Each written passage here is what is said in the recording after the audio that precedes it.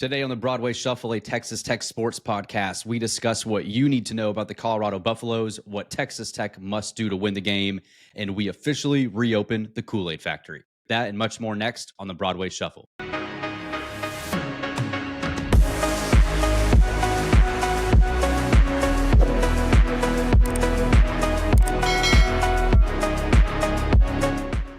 Okay. Colorado is coming to Lubbock. Big Noon is also arriving with them. With Deion Sanders comes national attention, gentlemen. And so with that, Lubbock, Texas gets to host the first sort of game day, if you want to call it, since 2008 when Texas was in town. So a lot to look forward to.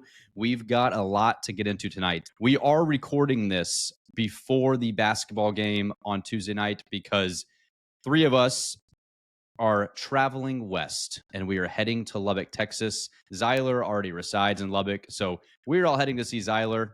Nothing else really going on. But unfortunately, we had to record a little earlier than usual so all of us could make it to Lubbock in time for this weekend. So with that, gentlemen, Conrad, Clayton, Zyler, I'm Brennan. How y'all doing? Good, man. I'm excited for this weekend. It's awesome that the program gets to show like Big Noon kickoff, and feel like we deserve it after Saturday and the years of torment that we've endured. So I'm excited. Yeah, it's a big opportunity for your program. You're going to get, Walmart or good value version of game day coming to your campus. That's awesome. I think all of us will be in attendance for Big Noon. That's going to be a ton of fun. Our game's actually not kicking off at Big Noon, so that's nice. You still get the 3:00 kick. What an opportunity for your program to really put your best foot forward. You're going to get a lot of publicity from this. It's going to be a nationally televised matchup. A ranked team is coming to Lubbock. You've got an opportunity to be 7-3, to clinch a winning record in the Big 12 3 seasons in a row, which you have not done since 1997. That was the last time that you had 3 consecutive winning records in the conference. So huge opportunity for you this weekend. Really pumped, excited for all the stuff that's going to go around the game, and excited to see you guys in person. Going to be a ton of fun. Yeah, it's an exciting weekend for sure. We said all year we knew we were going to this game since the schedule came out and tickets were released, and we just said we want to play meaningful football in November. We want to have a meaningful game. We want to have something that has Big 12 title implications, and we got all of that and more with Big Noon coming as well. So just an awesome opportunity for the university, an awesome opportunity for the football program, and it's just time. It's time. We've been building, we've been slowly working towards this point, and to have Deion and Shedeur and Travis come to Lubbock, and then to be showcased in this kind of a way, and with the momentum that you have after last week's win over Iowa State, it's just going to be all eyes on you. The lights are going to be on. They're going to be brighter than maybe they've ever been before in Joey's tenure on Lubbock, Texas, just with the expectations and what you've done so far and what you're coming off of. So really excited to see you guys in person, hang out. Wish we could do a live show. Maybe one of these years we'll do that, but it's just a really cool weekend, a really cool time for your program. And I think you'll be able to deliver, just to spoil the predictions a little bit. I think you're going to deliver, and I think it's going to be an awesome weekend in Lubbock, Texas. Slow down there, man. Yeah, let's get through the show first. You guys make it sound just like we give haven't that seen sneak peek.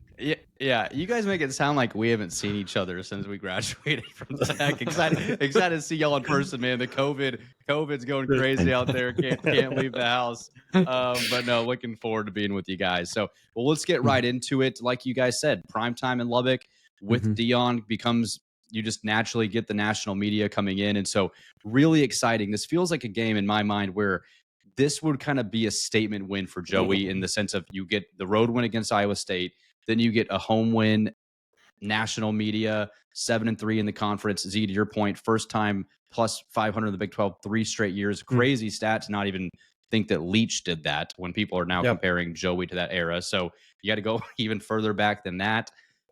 It feels like a special weekend brewing. I don't want to just build that up in my mind and create, this fairy tale, because I know we'll end up losing by 3 touchdowns if I do that. But really excited to see what Texas Tech can accomplish, and what a win to kind of put your program forward if you're able to accomplish that. So let's get into Colorado a little bit. Z, we can go through the injury notes first. We've got a ton of players questionable. Our questionable list looked like half your team pretty much that came out. earlier this week. What do we need to know about the injury report and anything on Colorado's injuries as well? Yeah, on our injury report, you had like 12 guys that are questionable. I think all of those guys outside of DB Carroll and maybe one other were playing at the end of the game, or you saw them play their final play. So I'm not necessarily concerned about a ton of those guys. I think you should be fine. DB Carroll's the only one that I'm maybe worried about. He didn't return after his injury in the second quarter. I misspoke last episode when I said it was the first. So you will be down potentially 4 defensive line starters. So just your second team is going to be your starters, and your third team will be your backups, which I was proud of Braylon Rigsby on the rewatch. He did really, really well, and so did Harvey Dyson. But that's really all that I noted from Joey's presser as far as injuries are concerned. On Colorado's side, the only real note for them, Dayon Hayes, their big transfer out of Pitt, the edge defender, he had surgery at the beginning of November, so he is not going to play. They're still loaded on the defensive line, though. I mean, it's a big loss. He's probably their second, if not third best edge defender. So big loss there for them, but they've been fine without him. It's not necessarily something that I think sways the game in a huge and meaningful way. So second team defensive line, third team, is that all freshmen there? What are we talking? Who's the third team defensive line for Texas Tech? Yeah, man. I mean, you were trying, and I was proud of some of those guys, man. Like Braylon Rigsby was the one that really impressed me. DeRuiter was talking about how he got sick kind of in fall camp and lost a lot of weight. So they spun him out to edge. As he's put back on the weight, they spun him back inside, and he was really good. He was disruptive for you. He was a good player in there, but you'll be rolling out, Quincy Ledet, obviously Braylon Rigsby, Jaden Cofield, maybe James Hansen. Pretty thin at that defensive tackle spot right now. Edge guys are going to be, Harvey Dyson. And dude, on the rewatch, Terrell Tillman and John Carlos Miller absolutely popped. They are effective edge rushers. John Carlos is so fast on the edge. I think he should be playing more. Did he play full time on defense this game? I think he got some offensive snaps, but I saw him on offense a few times. There was one specific pass rush when he came off the left edge in the fourth quarter against Iowa State, where it looked like he was in the backfield and 0.1 seconds. Like he immediately got back there. I think Rocco had escaped forward and he wasn't able to get to Rocco, but yeah, he looked like probably the fastest defensive end rusher you've had all season. Yep. And that's you don't want him in run plays. Yeah, it's crazy what you're doing back there. Kind of that's a good way to spin into the matchup. When we look at Colorado, man, it's interesting. The advanced analytics and the eye test are kind of differing for me. I thought they've looked good against the run all year. I haven't watched every single snap of Colorado. They look like a decent team defending the run to me. They're so much more improved than last year. If you're expecting last year's Colorado team, that is not what you're getting. We've got to hit them on the explosives. They, if you take out the explosive plays from their defensive profile, their defensive EPA per play is in the top 70, or it's in the 75th percentile. That's really, really good. But they do give up explosives, and particularly in the running game. Now, that hasn't necessarily been a huge strength of ours, ripping off 60-yard touchdown runs, 50-yard touchdown runs, things like that. But I think it is susceptible if you keep pounding them. Weakest unit on that defense, in my mind, is very clearly the linebackers. I think their defensive line is really good. BJ Green and Samuel Okunlola, those are both transfers from Arizona State and Pitt, respectively. They are great. I really like Okunlola. I think he's going to be a really, really good player. He's just a redshirt sophomore right now. And then they have a kid named Chidozie Nwanko. I don't know how you say his last name. He is a problem on the interior. They're going to line up in a 4-2-5. So you're going to have two, guys with their hand in the dirt and then two guys kind of lined up outside edge rushing. It's going to be tough for our offensive line. They lead the Big 12 in sacks. It's a really good unit. The linebackers aren't as scary to me. Nikhil Hill-Green's going to be the best one. And then Levante Bentley plays the most after him. I think he's very much a jag, not somebody I'm super concerned about. Good in the run, not necessarily good anywhere else. And then obviously the headliner for their defense is Travis Hunter, and he is the best player on this defense. The analytics would bear that out. He is an elite cornerback. I hope we really just kind of don't throw at him. He's just so good. He's so good in zone, and he's so good in man. DJ McKinney's really stepped up for them. He's an Oklahoma State transfer, so you've actually seen him before. Preston Hodge was a guy that we really wanted out of the portal, and he's been kind of bad for them this year, which is surprising to me. Everybody else, not necessarily huge concerns, but Shiloh Sanders, not very good, probably shouldn't be playing, but he will be. He has not been very good for them this year. Maybe that's injury related, who knows. Interesting unit. The defense definitely has some guys. It's a first-year defensive coordinator, so they do give up some explosives, but something that you're going to have to be very strategic about how you attack, and you can't just kind of trot out there and expect to roll over them. That is not going to happen. Do you guys have any thoughts on the defense? Honestly, or Conrad, go ahead. Sorry. No, I really want to see Josh Kelly beat Shiloh Sanders deep, and just I would just love to see that because as you mentioned, Shiloh just it pays to have a dad who's a college head coach and go play for him. That's all I'm gonna say. He is legitimately terrible. I don't know if this is still the case, but earlier this season he was like the second worst safety in FBS per PFF. Yeah, or in Power 5, I think.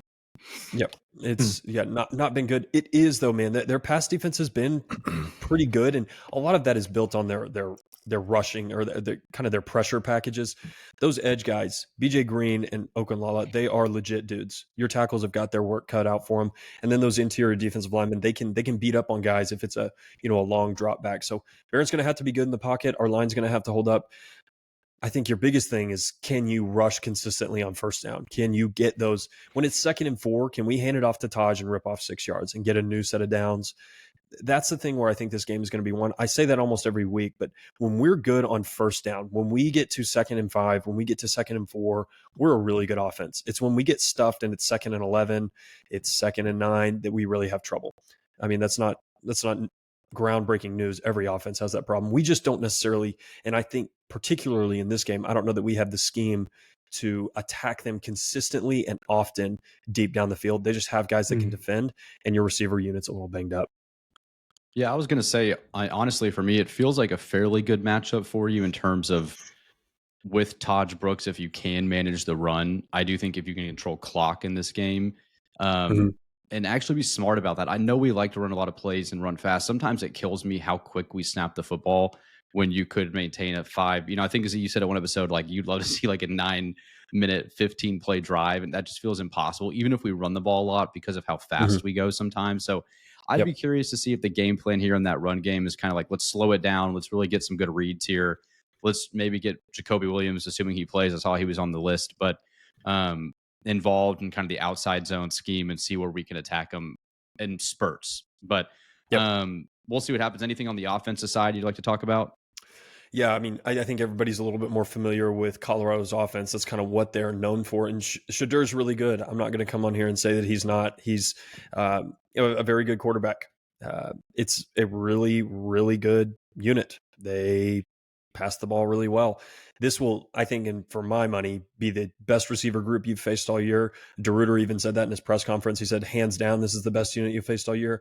Everybody knows about Travis Hunter, and he is really good. But LeJontay Wester is a super quick, like slot receiver that they have. Jimmy Horn is one of my favorite receivers in the Big 12. He's just really, really good.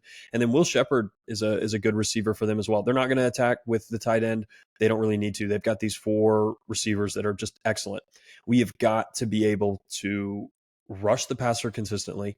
And when we do rush the passer, not just pressure him, contain him, keep him in the pocket, do not let him scramble. If he gets outside, and especially rolling to his right, but even to his left, he's great on his weak side. He manages to get his body around. He can make those plays. Hunter and Horn are just excellent at finding open space when it's zone or when it's man. You've got to be able to get Shedeur down, not just get pressures. I know that's a lot for your defense to do, but I'm not particularly impressed with this offensive line. I think it's worse than Cincinnati's. I think it's worse than Iowa State's, Baylor's, and TCU's. They do have a 5-star left tackle that is improving as the season goes on, but the right side of that line is not very good. I think you should have a chance to really generate some pressure. The same game plan that you've had for Iowa State and Arizona, I think you should display here. Send a lot of guys, be multiple, move around a lot on the front. I think it'll work, I think decently well. I think you can get pressure on Shedeur, and I think you can win some of your one-on-one matchups. I just don't know if it's going to be enough. They will not really try to run the wall. They'll tease it out a little bit to kind of keep you honest. It's a guy named Augustave. Let me find him. Yeah, Isaiah Augustave. He's an Arkansas transfer, and he is pretty good. He's got 271 yards on the year, though. I mean, so that's not somebody that they're heavily featured in this offensive attack. Yeah, they don't have a single game this year rushing over 100 yards. So Yeah. that's not something they care to do. They don't want to do it. They don't try to pretend they're going to do it. It's just not a part of their offensive scheme. Yep. Well, Z, great job there, man. Clayton, keys to the game for you based off what you heard Zyler say. What does Texas Tech need to do to find a way to beat Colorado? Yeah, Zyler mentioned Jimmy Horn. He's the one that I feel like you cannot let him beat you. Like Travis Hunter's going to get his catches and he's going to get his yards, but I feel like he's more dangerous after the ball's in his hands. But I've seen Jimmy Ward go for like 2 50-yard touchdowns in a game and just like completely wreck the defense. I feel like you have to be on top of him.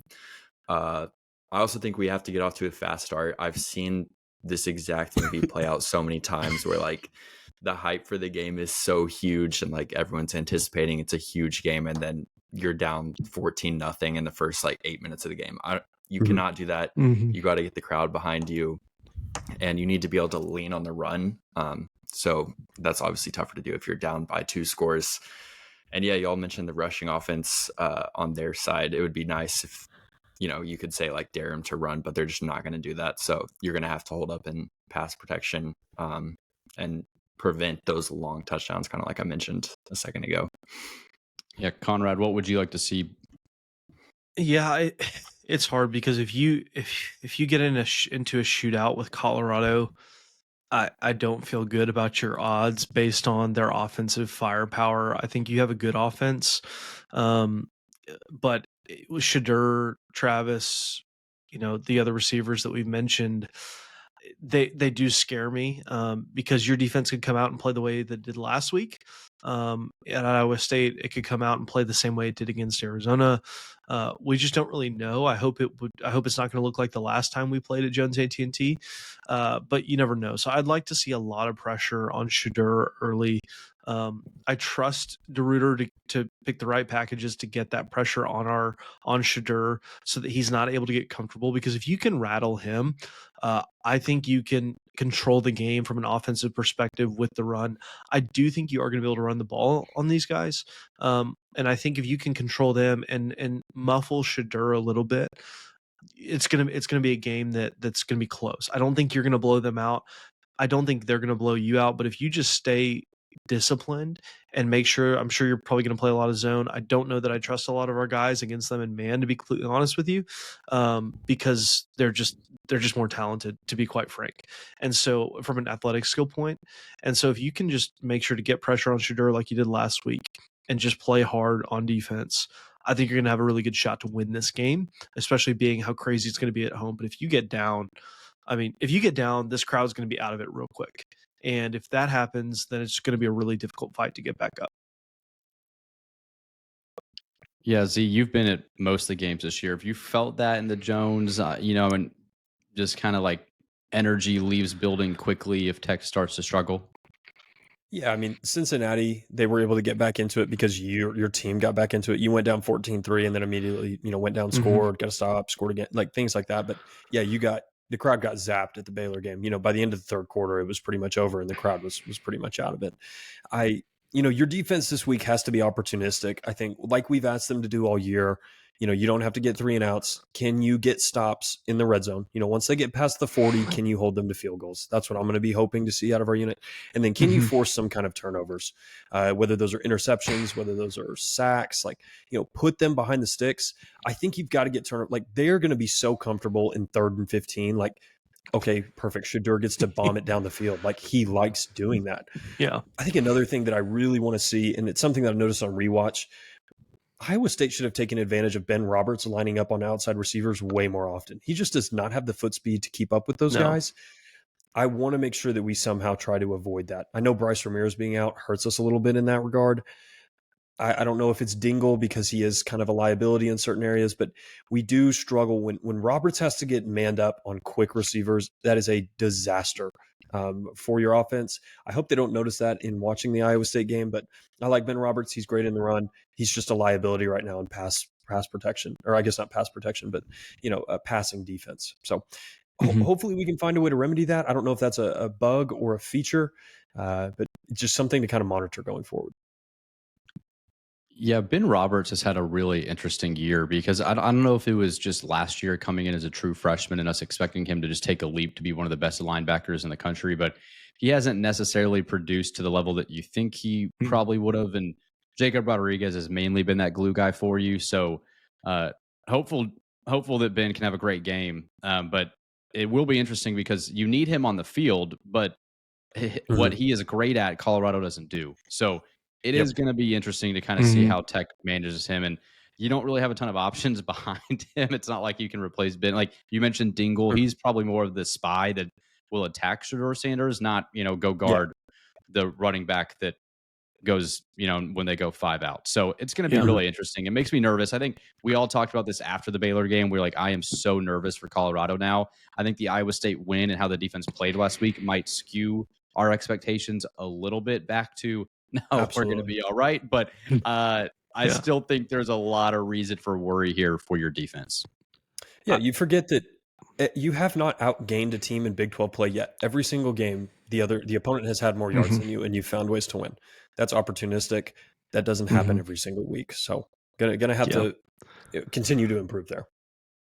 I I said feel like after the that's Baylor the. game, go ahead, Clayton. I was just gonna say, I feel like that's the nature of our offense. Watching it, it's like feast or famine. Like our Yep. offense looks unstoppable, or we'll go 4 straight 3-and-outs. Yep. Mhm. I remember saying to you guys, to somebody else after the Baylor game, Shedeur's going to throw for 600 on us. I don't necessarily believe that. That was an exaggeration, but I do think if he can have his way with us, I just think that's not a good omen for the way this game's going to go. But if you can be opportunistic, if you can force some fumbles, I don't know that he's going to throw an interception. I haven't decided if he's going to do that yet. I'll text him and let him know he needs to throw one or two to you. Our guy CJ Baskerville is going to get one off Shedeur. Actually, I'm going to go ahead and predict that CJ Baskerville is going to get an interception off Shedeur. You heard it here first on the Broadway Shuffle. So, but I if you like can, it. Very nice. if Shedeur can do it, because I think Joey said today in his presser, Shedeur's the best quarterback in the country. I would agree with him there. I just think Shedeur's unbelievable.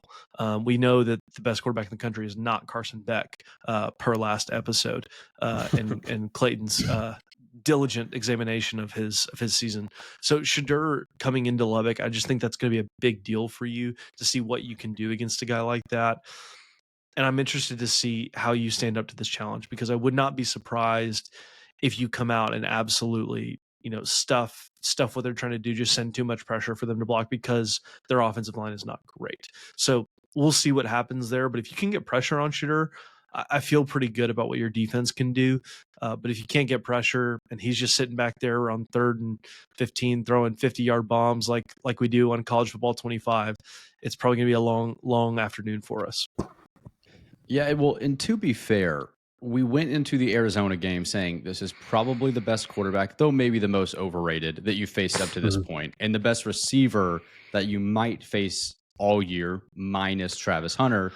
And we played Arizona very well. Now, Arizona has turned out to be complete dog water, but we still thought that going in, right? So, and the defense played well. Iowa State, Yeah. similar story. 2 of the best receivers you played all year. We all were pretty high on Rocco Beck.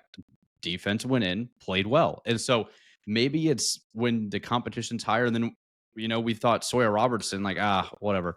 And he goes and shreds you, and Baylor drops 59. So we just don't know what But we're they getting. had your helmet communications. That's a Right, great point. right. That game doesn't count. Right, we completely forgot. It's actually Tech. You should look at Tech being, 4-1 in the conference or whatever it is instead. Well, Yeah, we don't have 2 but losses actually.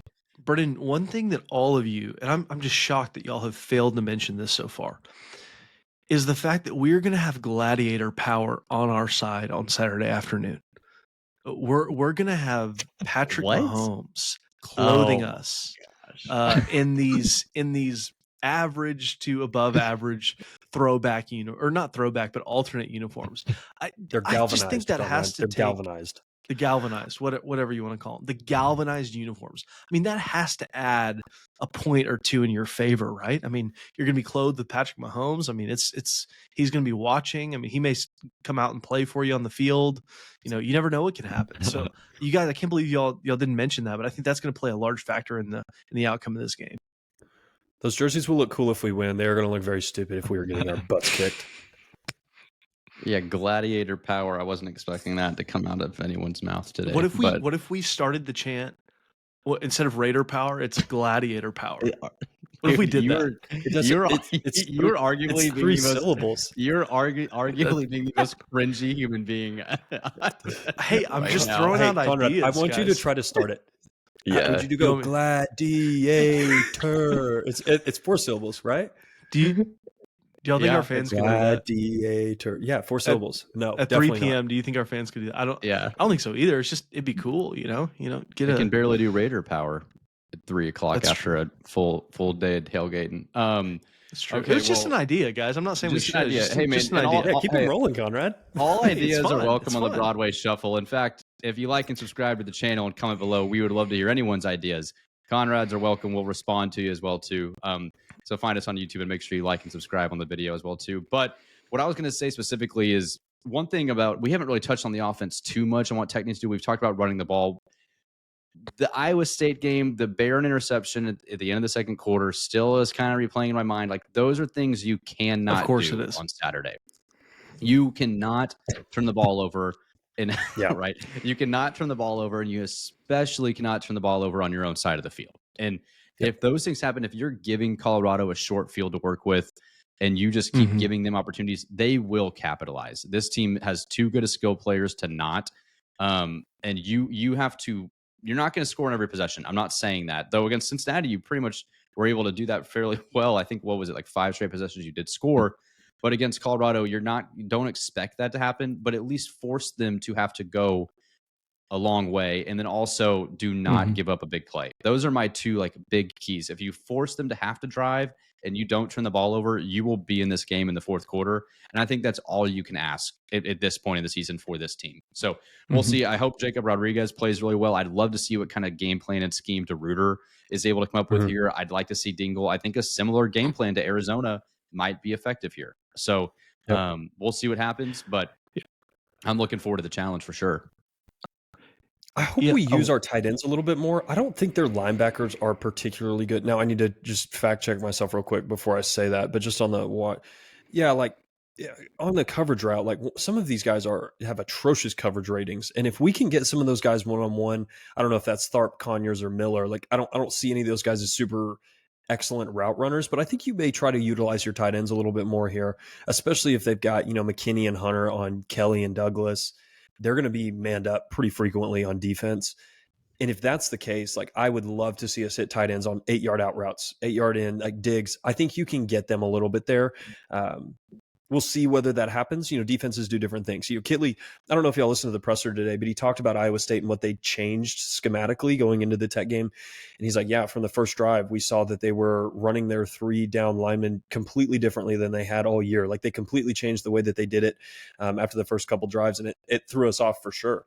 You definitely saw that with what happened with our run game and different things like that. His presser was really interesting. If anybody hasn't listened to it today, he talked a lot of scheme. He's really smart. When I listen to him talk, I'm always impressed. I forget that he's 33. Like he's 5 years older than most of us. And that dude's, offensive coordinating a Power 5 team. Like that's really impressive. I continue to get more and more on the Kitley hype train. I worry that we may have a QB problem with our scheme, not necessarily a coordinator problem, but maybe we'll debate that later. Interesting. Yes. Let's debate later, Conrad. But in 5 years, when we're all 33, we'll all 4 be co-offensive coordinators. After the knowledge and wisdom that Texas Tech will see this podcast and what we bring schematically, I'm sure we'll be there in 5 years. So just patience. We'll get there. We're going to be experts at 4th down decision making since we've spent probably 2 hours debating that on this show. Yes, Everything else we'll have to learn. They'll call us in from section 120 to at least call the 4th down play calls in 5 years. Well, in 5 years, the Broadway Shuffle is going to have its own big noon kickoff every Saturday in Lubbock, Texas. So I'm not really wanting to coach. I really like this side of things where you get to talk about it, but you don't actually have to, live with any of the consequences. And that would be my preference to everything. I don't know that I'd want to coach, but that's which one of us is if you Urban coach. Meyer? Oh man, which one of us is Urban Meyer in that scenario? Like who's taking on probably that me. Probably Brennan. Absolutely. I think Urban and I have unfortunate similarities, probably. but You both get angry really fast? I did have a yeah, we'll talk about that later. I have a serious question though. Jalen Conyers, this guy, he was talked a lot about this offseason, and he has been almost non-existent outside of one play against ACU in the passing game. Any particular reason for that? Is it scheme? Is he just not as good as maybe we thought? Why is that? No one knows. You would we're think throwing he'd to be our great. 5-star too much. Yeah. I wish that was you the would think case. Yeah, and we have him run our QB power. It's just a little confusing to me, I guess, on why. I thought we'd utilize him more, but oh well, I don't think we utilize our tight ends a whole lot. I feel like that's one theme of We also have Kelly's so tenure. many of them. Like if you just pulled one tight end, it'd probably be like, oh, dude, this guy has 600 yards on the season, or maybe it's probably less than that, like 500. But you'd be like, oh, that's pretty good. Yeah. Well, it's Jalen's interesting an athlete, man. I was going to say that he's just such a good athlete. I figured, we'd be using him more than just 2 false start penalties, but I don't know. Every since Saturday, I've gone to sleep and I've closed my eyes and I've seen the Jalen Conyers block on the Taj Brooks touchdown winning run, or the winning touchdown run, and it is a thing of beauty. If you have not seen that and watched it over and over again, you have to. I mean, because that man is a stud when it comes to blocking. He blocks really well, and that play was unbelievable. I mean, I know Taj scored the touchdown, but Jalen could be a force for you in a lot of different ways. I wish he was the featured guy. That he got like 80% of the snaps at tight end, because I think if that was the case, maybe you'd see some more chemistry between him and Barron there. But I think it's maybe one of the reasons is because you switch in so many guys with Tharp and John Carlos. I know John Carlos is more on defense now, but I don't know why that Jalen has not taken the step that we want. But this week would be a great game. I'd love to see a 6 catch, 75-yard, 1 touchdown game out of him this week. Yeah, well, we'll see. We'll see what happens. But all right, guys, it's time for predictions. Last week, all 4 of us, for the first time all season, picked Texas Tech to lose. This week, what are we deciding? Clayton, you go first. Texas Tech or Colorado? Yeah, I mentioned earlier what has happened so many times in Texas Tech's past, where you win a game, you come back home, the crowd is hyped. This time, Big Noon's here, and then you just fall flat on your face. I feel like we've been at this exact doorstep in our program's history, recent history, like quite a bit, and have never been able to get over the hump. But I think this is the week that we finally come through. I'm taking Tech 31-30, and I think we show up in the college football playoff rankings for the first time. Let's go. I like it. All right, Z, I'm looking at the document here. I feel like I just saw the eraser pop up, but what's your prediction? I'm worried about the bad vibes. I'm a little bit superstitious. I don't want to throw anything off, and I feel like I'm the bad luck charm right now, and I've just been wrong so many times. So I'm going to take Colorado to win 31-30. Wink, wink. I think that's going to be my pick for Saturday. I think it's going to be a close game. I really do think it's going to come down to the last possession. Somebody's going to have an opportunity to score. Somebody's going to have an opportunity to make a big play. Which team ends up doing that, I guess, remains to be seen. But I think you'll put yourself in a good position. You'll acquit yourself well. I think Taj shines. I think he goes for 150 plus and 2 touchdowns. And hopefully you walk out with a dub, but I'll take Colorado. Sacrificial pick right there. Sacrificial. Yep. Yes. Good job for the podcast, man. Thank you. And thank you for your serving. All right. I have Texas Tech 38, Colorado 35. Clayton, to your point, I just think this game, it's like you finally find a way to break through the door. Not saying this means you're going to go 9-3. I just think it's just a big win at home, and talk about a successful season. I mean, if you're 7-3 through 10 games with a win against Colorado and a win at Iowa State, 2 ranked teams, that is a win, no matter what happens the rest of the way. And so for Texas Tech, for Joey, I think you saw how much he cares, the emotion that he showed after the Iowa State game. I feel like the player is going to come out physical. They don't want to be embarrassed at home again. They know what this game means. And I do think Joey's going to have them ready to go. It's going to be close. It's going to be emotional. It's going to be extremely nerve-wracking, but Texas Tech will find a way to win by 3. So that's mine. So 2-1 Tech, really 3-0, but we'll give Z Colorado 31-30. Conrad, with your prediction, the Kool-Aid Factory is officially reopened. We have a new flavor this week. We've pushed it down a little bit to the episode to give you time. What is your prediction, and what is the state of the Kool-Aid Factory come Saturday afternoon? Well, as you guys know, the lights are on Texas Tech football. The cameras are rolling. This is an exciting time for us. It's been a great few days after the Iowa State win. And because of that, I think the momentum is just too strong. I think it's so much on your side that you can't lose this game. The environment is going to be crazy. The fans are going to be ready. I think Joey's going to have this team ready to play. They are not going to let Colorado score 59 points on them. They're going to hold them to 31 points, and you're going to score 35 points. I think Taj is going to score 2 touchdowns. I think Kelly's going to have 1. And also, I am going to predict, again, for the second time, that Micah Hudson has his first touchdown against Colorado, assuming he plays, and you're going to win the game 35-31. I believe in this team. I believe in Joey. I think we're going in the right direction. And I think this moment, when the lights are on and it's prime time in Lubbock, I think you're going to get the win over Colorado. And the Kool-Aid Factory. I've been itching to talk about this. I've been feeling something brewing. Something is happening in the Kool-Aid Factory in Lubbock, Texas. And so because of that, it's worth noting that this flavor that we're about to announce is not going to be produced in limited quantities. It is going to be produced for the masses. Think Coca-Cola, Dr. Pepper, Sprite scale. This flavor is going to be something that you're going to be able to get for years because of what we're going to do on Saturday and what it's going to mean for your program getting to 7-3 in Lubbock, Texas. So, without further ado, the flavor for this week and something you're going to be drinking for years to come is Buffalo Brewski.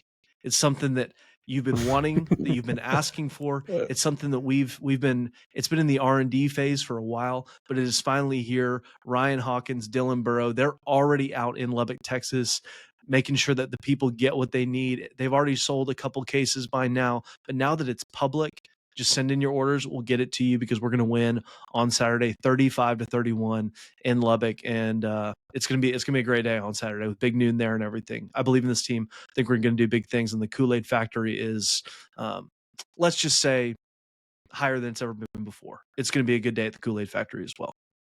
Oh, I'm all here for Buffalo Brewski, man.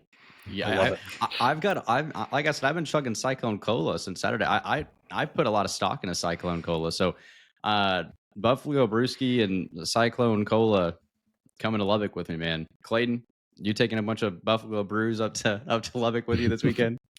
I'll take It's all Brewski. I can get, man. Get it right. Buffalo Brewski. Yeah. I apologize.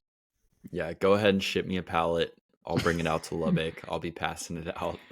It was a rough couple weeks, so I'll take any Kool-Aid I can get now. Z, what about you, man? Yeah, man, vibes are high. Of course I'm going to be drinking on the Buffalo Brewski. I'm going to be I almost made a terrible joke there, but yeah, I'm going to be having it anywhere that I can get it. We're not going to be taking roadies. That's not going to be something I'm going to be doing. But yeah, man, I'm excited for the Buffalo Brewski. It's going to be awesome. I think it's a great flavor and something that I hope we can consume copious amounts of at around 7:30 on Saturday evening after we win. Come on, man. Yeah, this podcast and Texas Tech football does well when the Kool-Aid Factory is up and running and humming, and we're excited, man. And so can't wait to be there. If you see us on the streets, by the way, across Lubbock, just come and give us a tap. I know all of our loyal 290 plus subscribers are going to be all there this weekend and recognizing our Kool-Aid Factory. So can't wait to see y'all in Lubbock as well. All right. Well, let's get to our Big 12 Power Rankings. We're doing something different this week. We are doing a joint Big 12 Power Ranking. We kind of wanted to take the averages of what we all thought, put it into one so we can have a Broadway Shuffle Big 12 Power Ranking specifically. So without further ado, at number 1, BYU topped our list, only undefeated team in the conference now. Iowa State, even after the loss to Texas Tech, is at 2. The team that you're playing this weekend, Colorado, we think is at 3. And then a little surprise, the Texas Tech Red Raiders have moved up to 4th in the conference. Whether this is wishful thinking or just blind faith in Texas Tech, we had us, I think, at 11 at one point after the TCU loss, moved up to 4 after the Iowa State win. We have cracked the top 5 ahead of Kansas State at 5. Then two teams that have been pretty surprising. If you would have said that Cincinnati and Arizona State would be 6 and 7 in the conference come November, I think a lot of people would be surprised. Arizona State has been the surprise of the conference for the season. We have them at 7. And then you've got Baylor and TCU, two teams that did beat you, but that have kind of fallen off. They beat Baylor, comes off beating TCU and Waco. We have them at 8 and 9. And then just kind of muddled up West Virginia, UCF, Houston, Kansas, Arizona, Utah. And in the cellar, we have Oklahoma State and Alan Bowman specifically. So, gentlemen, state of the Big 12 here in November. This is crazy. I mean, Arizona, Utah, Oklahoma State, Kansas, all preseason top 5 to win the conference. That is our 13 through 16 in the Big 12 power rankings in November. Explain that to me. Yeah, it's unbelievable. If you would have told me at the beginning of the year, I would have believed you. Maybe if you told me Arizona bottomed out, that wouldn't have shocked me. But Utah, Oklahoma State, and Kansas, like those were, if that was the conference favorite down there at 15. Then Oklahoma State was picked, top 4. Which I will say this: Vegas was never sold on Oklahoma State. They had them at 7.5 wins this year. I was like, man, that's crazy. I need to hammer that over, and I did not. So thankfully, that was a good decision there. But just a wild set of standings. And then Houston. I mean, how impressive are they? They're 3 and 3 in the conference, I think, now. Yeah. Or am I wrong? Yeah, No, you're right. Oklahoma State doesn't even have a Big 12 win. Really impressive job by Willie Fritz. I think they're going to be a problem in the years to come. They didn't obviously have the players this year to really contend, but you would have been tied with Houston if you lost in Ames last week, and that would have been, a tough pill to swallow. They've got a chance to win some more games. I don't think they'll get bowl eligible, but I mean, it's definitely on the table. What an impressive job by Willie there in year 1. Yeah, Clayton, it's been fun. Sorry, Conrad, go ahead. Well, it's been fun to just watch the Big 12 ebb and flow this year. I mean, you have so many unexpected results.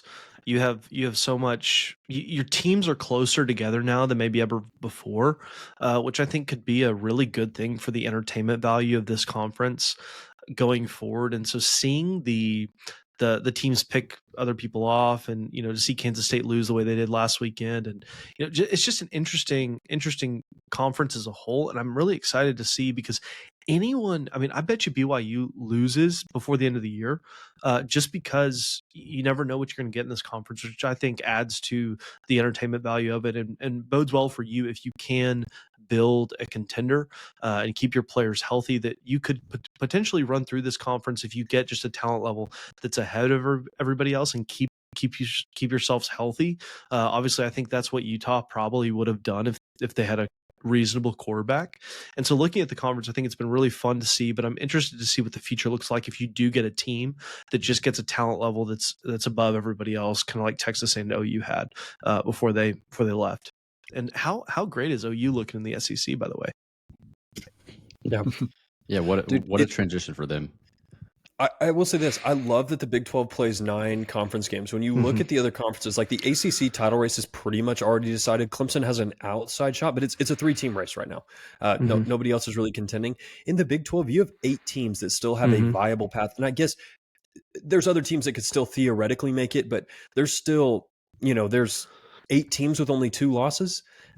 There's a lot of teams still alive in the conference race with, some teams only have 3, but a lot of teams have 4 games left. I think it's going to go down to the wire.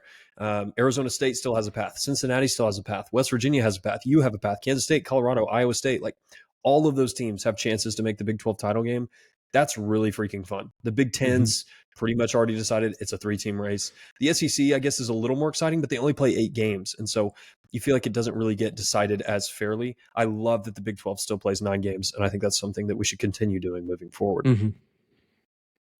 Yeah, Clayton, if you look at these standings, if Texas Tech beats Colorado, they would be 5-2 in conference, tied, and they'd be a game ahead of Colorado now, moving up to 3rd in the conference. Chances, Arlington, what would you give it if you could, if you find a way to win against Colorado? I mean, you definitely are now, just to give you the scenario, let's assume you win, and then just for this hypothetical, you win out, and then Iowa State drops another game. You are now, I don't know how the tiebreaker would play out, but it would be you, BYU, and Kansas State, assuming they don't lose. I don't know if you jump Kansas State or not. But if you did, you're looking at That's all you need. You need an Iowa State loss and you to beat Colorado at home, at Oklahoma State, who has not won a conference game, and West Virginia at home. Doesn't sound impossible. No, definitely not. I don't know what the tiebreaker would be between us and K-State if like they were to beat Iowa State, because then obviously you would have the tiebreaker with Iowa State. I don't know if we would get in over Kansas State, but it's conference opponent record. So like I think it's shared conference opponent record or something like that. And I think so they it's have like an strength of advantage. schedule. Kind of. It's like an interesting way to measure that, but obviously not everybody plays everyone. So how strong is the team actually with those amount of wins? If Kansas State drops another game, you went out and Iowa State loses another game, you're almost certainly going to be in the Big 12 championship. Now, those are all, that's got like a 4% chance of happening. But yeah, that we were usually by late October, we were so far out of the conference race. We were thinking, how do we find a way to get bowl eligible? This is so much more fun to be talking about. Maybe we have a path to Arlington. That's incredibly exciting. I don't think it's going to happen. There's just so many things that have to go right, but you're not out of it yet. One game at a time, and you kind of see where it ends. Yeah. Can y'all imagine? Or go ahead, Clayton. I was going to say, like, in this scenario, I think if you beat Colorado this weekend, I don't see you losing another game. I mean, Oklahoma State, that program is really falling apart right now. I don't see you being their first conference win, and then if you beat them, you're coming back home with a shot at Arlington in the final game against a middling West Virginia team that I actually don't think is as good as even their record says. I don't see you losing either one of those games. So you're having us go 9-3 then, Clay, because you have us beating Colorado. Well, yes, okay, that's true. I think yes. I There guess you go. Come on, man, lock it in, man, lock it in. Conrad, what were you gonna say? Can you imagine how insufferable our fan base would be if we beat Colorado? I mean, just how obnoxious we would be if we were, 7-3. 5-2 in conference. Like if we were if that was the level of success we had experienced after having experienced basically no success in a very long time, I just can't even imagine what our fan base would be like. And I would be really interested to know what the Broadway Shuffle's reaction video to Colorado would be. But we need to stop thinking about the ifs and focus on the present, because if we do win, we'll experience what that's like, but we just got to focus on the here and now before we get there. Yeah. This will be it's wild to me though. It's like, this is not a better team than Iowa State. And that's a team I thought you played pretty strongly against. I mean, you've got a chance. I'm not saying you'll beat Colorado. It won't shock me at all to see Colorado come out and play really well and beat you. That won't shock me a bit, but I think you've got a chance. I don't think you can blow Colorado out. That's something that would shock me. I don't know that you have the defense to do that. I think you either win a close one or Colorado kind of pulls away late. I would love to be wrong though. Yeah, it's weird. I mean, we've talked about how each team in the Big 12 has kind of been picked off a certain week. Colorado's hasn't necessarily happened in conference as much as the loss to Nebraska. They lost 20-10 on the road in Nebraska in week 2. Nebraska has not looked nearly as good. I mean, they almost beat Ohio State, but they got blown out against UCLA. They got blown out against Indiana. So this team, it's kind of like you don't know what version you're going to get of anyone really this year. Texas loses and gets blown out by Georgia at home, and you just don't really know like where teams stack up in college football. So nothing would really surprise me is my point. I could see you just coming out and whooping Colorado because they just lay an egg, and that's happened just like we did against Baylor. So who knows? I hope that happens. We'll see. But looking at the Big 12 this weekend, there's some decent games that are on the slate. West Virginia's at Cincinnati. Nothing really too important there. You have the tiebreaker over Cincy, so you don't really need to be rooting for anyone to win that game. Iowa State, kind of an elimination game. Yeah, it's the team that loses there is not making the title game. Right, for sure. And then Iowa State at Kansas. You need Kansas to win. I don't know if it's possible. Kansas has some skill players, but it's Kansas not this year. Yeah, well, it's weird because Kansas really should have beat K-State at home, and they found a way to lose. Jalen Daniels was a buffoon at the end of that game. And after we beat Iowa State, are you really going to say that Kansas couldn't compete with them? I mean, Kansas is almost a same version of you with a 1-5 record in one-score games, and you've got a 4-1 record in one-score games. Who knows? We just got to root for him. Clayton, I'm sorry, but you got to root for Jalen Daniels one more week.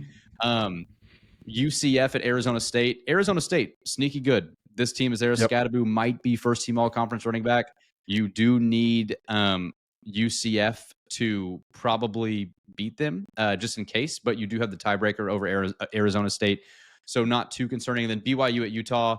At this point, I don't know how much you can really trust the Utah Utes, but it is BYU will be traveling to Salt Lake City to play Utah. So you never know. Big rivalry, battle of the Mormons. We'll see what happens. But Utah's not a Mormon school.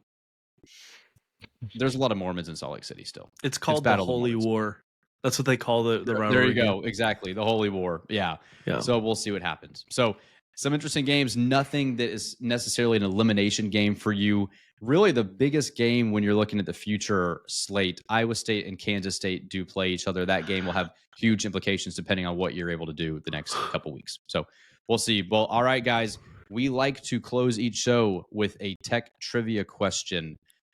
Z, we skipped last week's episode. Let you prepare for a couple days. What do you got for us tonight? Yeah, in the spirit, basketball starts very soon. Unfortunately, we were not recording in time to react to the Tuesday game. But I noticed a fun stat. I was reading through the game notes. Texas Tech beat a top 10 team last year. That marked a consecutive streak for our basketball team, beating a top 10 team at some point during the season. Do you know how many years in a row it has been that we have knocked off a top 10 team at least once in the last, how long has the streak been? I would say going back to 2015. I'm trying to remember like the Tubby Smith 14-15 season. That's my guess. I'll go 15-16 season. Brennan, what do you got? I'll go 15-16. Those are all way better guesses than I would have thought. It's actually been 10 seasons in a row that you've beaten a top 10 team, going all the way back to the 2014-2015 season. So if I'm thinking about that right, correct? No, excuse me. The 23, 13-14 season.